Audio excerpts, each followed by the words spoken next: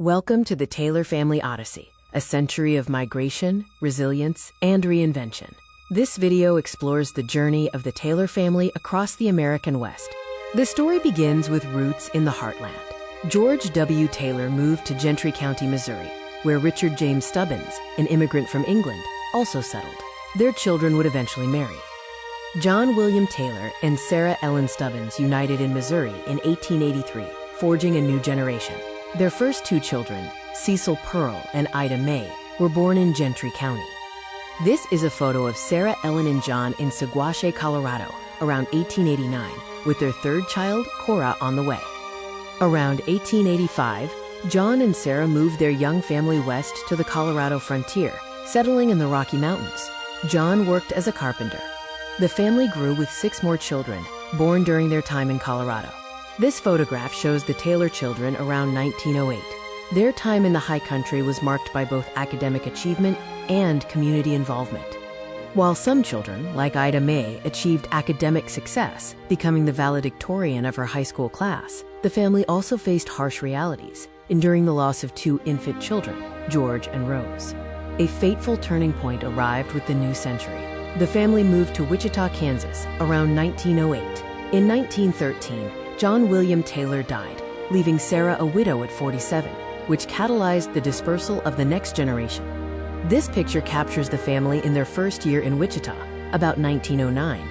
From left to right, Sarah, John, Francis, Luther, Cora, and Carrie.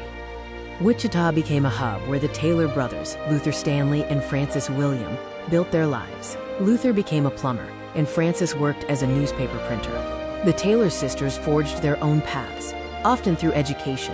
Cecil taught in Colorado. Ida May became a pioneer in the Pacific Northwest, and Carrie became an educator in California. Cora Taylor's journey was one of dramatic reinvention. After a marriage and a life-altering crisis, her husband's desertion, she moved to Wichita and became a professional bookkeeper and social worker, even applying to be a policewoman. The final westward migration brought family members to California. Cora and Carrie settled there, and the widowed matriarch, Sarah Ellen, eventually left the Midwest to join her daughters on the West Coast. Sarah Ellen Stubbins spent her last years in California with her daughters. After her passing in 1946, her final journey took her home to Wichita, where she was buried next to her husband, John. The Taylor legacy continued through the 6 surviving siblings who built families of their own. This slide lists the grandchildren of John and Sarah who survived until adulthood, with family branches spanning Colorado, Oregon, Kansas, Missouri, and California.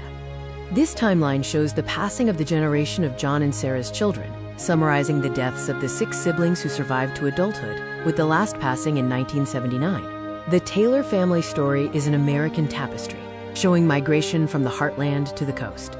It covers 8 siblings, 4 primary states, and a century of change, illustrating a legacy of hard work and diverse professions. This family tree summarizes the main figures and their connections, illustrating the century-long odyssey of the Taylor family.